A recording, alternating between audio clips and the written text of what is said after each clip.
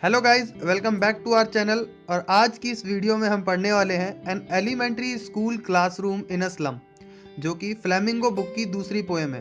इस पोएम के राइटर हैं स्टीफन स्पेंडर। तो चलिए सबसे पहले हम इस पोएम की थीम की बात कर लेते हैं। इस पोएम की थीम है social injustice and class inequality, जिसका सीधा सा मतलब है सामाजिक नाइंसाफी या भेदभाव। अब इसका क्या मतलब है? इससे मतलब ये है कि एलिमेंट्री स्कूल्स जो कि स्लम एरिया में है, ऐसे स्कूल में जो बच्चे पढ़ रहे हैं उनके साथ भेदभाव होता है सोसाइटी के द्वारा। उन्हें इतनी वैल्यू नहीं दी जाती as compare to other children's.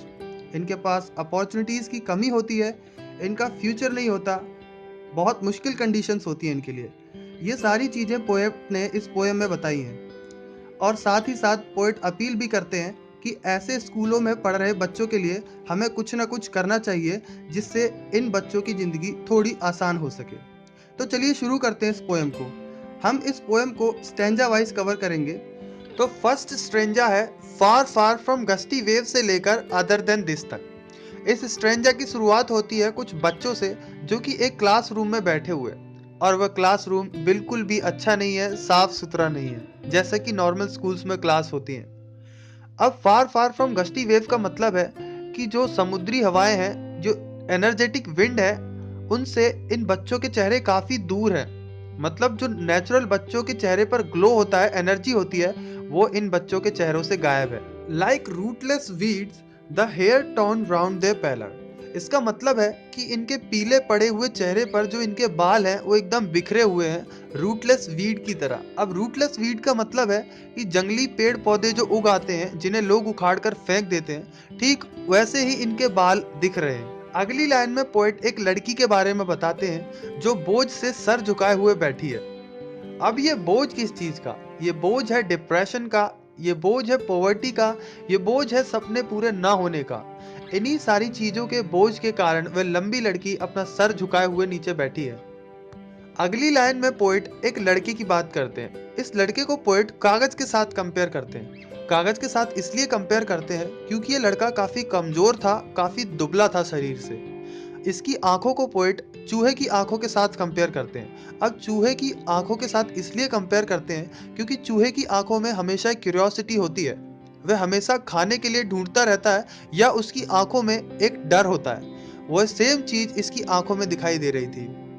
और एक कारण और है चूहे की आंखों के साथ कंपेयर करने का, कि चूहे की आंख उसके चेहरे के मुकाबले बड़ी होती है। ठीक इसी तरह इस लड़के की भी आंख इसके चेहरे के मुकाबले बड़ी थी। अब पोएट एक दूसरे लड़के की बात करते हैं। इस लड़के के लिए पोएट अनलकी वर्ड का यूज करते हैं। अनलकी वर्ड का यूज इसलिए करते हैं क्योंकि इसे विरासत में अपने पिता से एक बीमारी मिली थी। पोएट कहते हैं एक अनलकी ट्विस्टेड बोन वाला लड़का जिसकी ग्रोथ रुक चुकी है, ऐसा लग रहा है कि अपनी डेस्क से अपने पिता से विरासत में मिली हुई बीमारी को रिसाइट कर रहा है, मतलब दोहरा रहा है। अब एक दूसरे बच्चे की बात की जाती है जो कि डिम क्लास में, मतलब कम रोशनी वाली उस क्लास में पीछे बैठा है। वह काफी प्यारा है, यंग है, और उसकी आंखों में सपने हैं। वह अपनी क्लास के लेसन में ध्यान लगाने के बजाय एक सपना देख रहा है, जिसमें वह गिलहरियों के खेल के बारे में देख रहा है, एक पेड़ के कमरे में, जो कि उसकी क्लासरूम से बिल्कुल ही अलग है। तो यहाँ पहला स्ट्रेंजा खत्म होता है। चलिए बात करते हैं दूसरे स्ट्रेंजा की। दूसरा स्ट्रेंजा है ऑन सॉर क्रीम वॉल से लेकर एंड स्टार ऑफ वर्ड्स तक। इस स्ट्रेंजा में पोएट बताते हैं कि उस क्लासरूम की गंदी पुरानी दीवारों पर डोनेशंस में मिली हुई कुछ पिक्चर लगी हुई थी। वह पिक्चर थी शेक्सपियर के हेड की। सनसेट के टाइम जो स्काई होता है वह क्लाउडलेस होता है, वो क्लाउडलेस स्काई की पिक्चर थी दीवार पर। सिविलाइज्ड डोम राइडिंग ऑल सिटीज, मतलब उस दीवार पर ऊंची ऊंची चमचमाती बिल्डिंग्स की भी पिक्चर लगी हुई थी।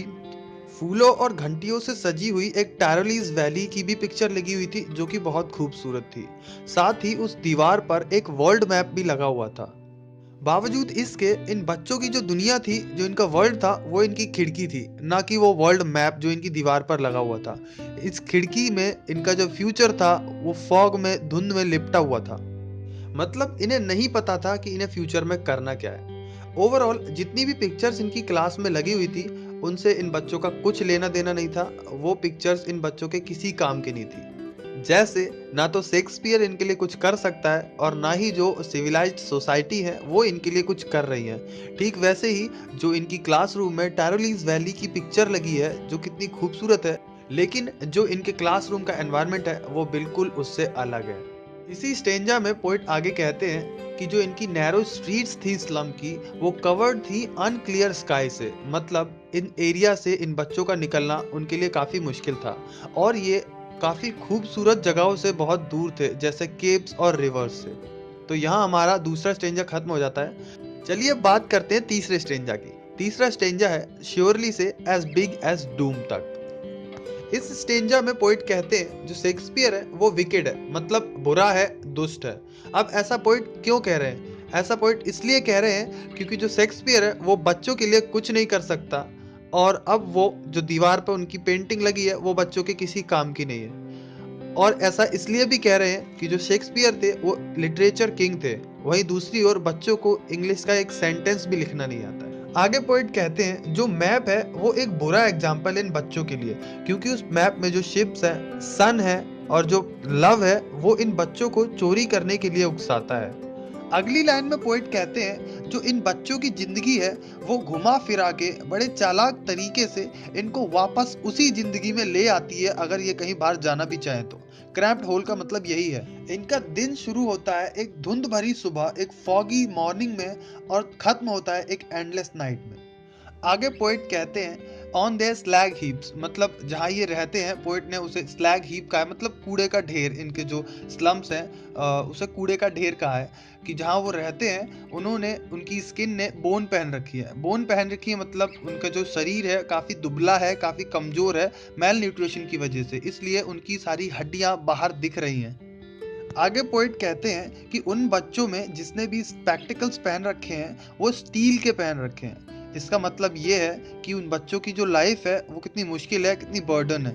और जो उनके चश्मे के ग्लास हैं वो टूटे हुए हैं, चटके हुए हैं। जैसे किसी बोतल पर स्टोन मारकर उस बोतल का ग्लास चटक जाता है, ठीक वैसे ही इसका मतलब ये है कि जो उनकी लाइफ है वो भी कितनी टूटी फूटी है, कितनी मुश्किल है कि वो अपनी बेसिक नीड्स भी, अपनी बेसिक जरूरतें भी पूरी नहीं कर पाते हैं। आगे पोइट कहते हैं कि इन बच्चों का सारा टाइम, सारा स्पेस, सारी जिंदगी इनकी इन्हीं फॉगी स्लम्स में गुजर रही है। और पोइट आगे अपील करते हैं कि जो हमारे मैप्स हैं उन पर इन स्लम को मार्क करना चाहिए, जिससे कि हमारी सोसाइटी की अदर साइड दिखे, जिससे इन पर लोगों का ध्यान जा सके। अब बात करते हैं चौथे स्टेंजा की। चौथा स्टेंजा शुरू होता है अनलेस गवर्नर से लेके इट्स द सन तक। इस स्टेंजा में पोइट कहते हैं कि जब तक कोई विजिटर, गवर्नर या इंस्पेक्टर स्कूल में इंस्पेक्शन के लिए नहीं आता है तब तक इन स्कूलों में पढ़ाई नहीं होती है और बच्चों पर ध्यान नहीं दिया जाता है। इस बात से पोइट के कहने का मतलब है कि अगर ये सारे लोग चाहें तो इन बच्चों की मदद कर सकते हैं और इन्हें करनी चाहिए, इन बच्चों को इस एनवायरनमेंट में से निकलने के लिए और इन्हें ग्रो करने के लिए। आगे पोइट कहते हैं कि ये जो मैप्स हैं यही इन बच्चों की विंडो है। यही मैप्स इन्हें बताते हैं कि इस दुनिया के बाहर भी एक दुनिया है। लेकिन साथ ही साथ यही मैप इनके लिए कैटेकॉम्ब का काम भी करते हैं। कैटेकॉम्ब मतलब होती हैं छोटी छोटी कब्र जहाँ पर डेड बॉडीज को दफनाया जाता है। अब ये ऐसा काम कैसे करते हैं? मैप ऐसे करते हैं कि मैप इन्हें बताते तो हैं कि बाहर भी एक दुनिया है, लेकिन मैप इनके इच्छाएं जगाते हैं, लेकिन मैप इन्हें बाहर ले जा नहीं सकते।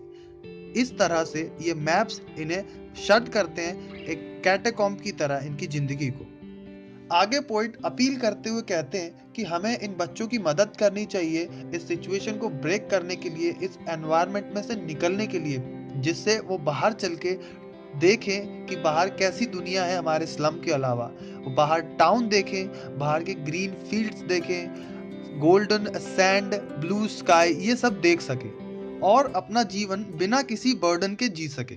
इस पोएम की लास्ट लाइन है history there's was language is the sun. इस लाइन का मतलब है कि इतिहास उनका होता है जो सूरज की तरह चमकते हैं, जिनके पास सूरज की तरह कॉन्फिडेंस होता है। तो यहाँ हमारी पोएम खत्म हो जाती है। ये पोएम थोड़ी ट्रिकी है, थोड़ी सी डिफिकल्ट है as compare to other poems, लेकिन कोशिश पूरी की गई है कि आपको ये समझ में आ सके अच्छे से। अगर आपको पोएम समझ में आई है तो वीडियो को लाइक कर दें, साथ ही चैनल को सब्सक्राइब कर दें और बेल आइकॉन दबाना ना भूलें। तो चलिए मिलते हैं नेक्स्ट वीडियो में, तब तक के लिए थैंक यू।